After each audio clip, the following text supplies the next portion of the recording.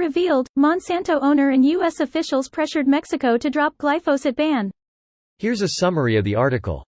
Internal government emails reveal Monsanto owner Bayer Ag and industry lobbyist CropLife America have been working closely with U.S. officials to pressure Mexico into abandoning its intended ban on glyphosate, a pesticide linked to cancer that is the key ingredient in Monsanto's Roundup weed killers.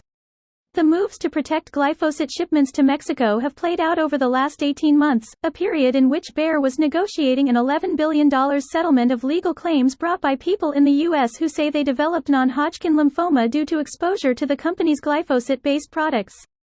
The pressure on Mexico is similar to actions Bayer and chemical industry lobbyists took to kill a glyphosate ban planned by Thailand in 2019.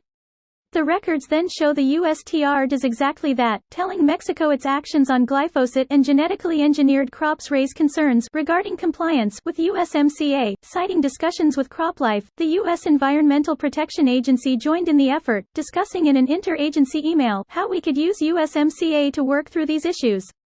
A meeting between U.S. and Mexican officials was held in January 2020 and a USTR briefing paper, prepared as guidance for the meeting, included the glyphosate issue as a key concern to be discussed with Luz Maria de la Mora, Mexico's Undersecretary for Foreign Trade. If Mexico extends the precautionary principle to pesticide residue levels in food, $20 billion in U.S. annual agricultural exports to Mexico will be jeopardized, Novak wrote to U.S. officials. A spokesman for the EPA said the agency regularly engages with officials in Mexico and has not taken any regulatory actions against Mexico's decisions on glyphosate or GMO corn. This post received a score of 38,000, with an upvote ratio of 93%. Here are the top comments in response to this article. Corporations are not your friend, and a political system that encourages corporate bribing of politicians is broken beyond repair. If I could only get all my upper-income college-educated friends to see that simple and obvious truth. They've been raised on the idea that all free enterprise is good and all government is bad. But how hard is it to find examples of industry, corporate killers? Cigarettes, the entire energy industry, chemicals, pharmaceuticals. Yes, we probably need corporations as organizations to produce necessary goods and services, but the idea that they can essentially regulate themselves and control their unquenchable greed is childishly stupid.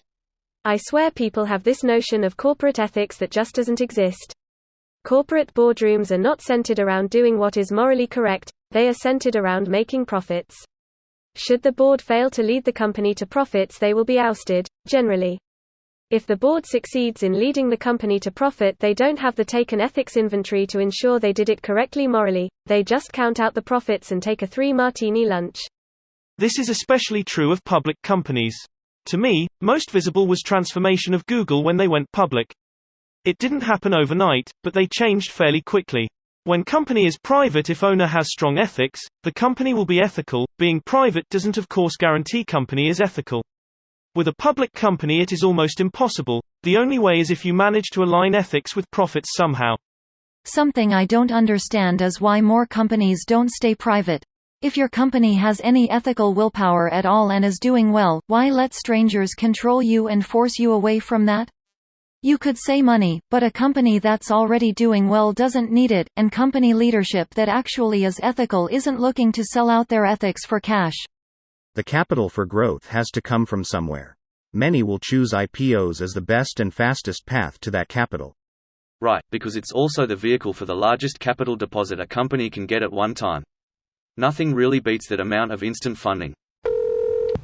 Fuck Monsanto. Buy a Monsanto. Our business is life itself. Secretary of Agriculture, man. Just doing his job. Over the last 18 months, this pressure, and the U.S. government's involvement, started during the Trump abortion, but keep a close eye on the new administration. This video was automatically created by Reddit to speech. The article and comments in this video were selected from Reddit according to their upvotes, and any paraphrasing was performed by smmry.com, without any human intervention.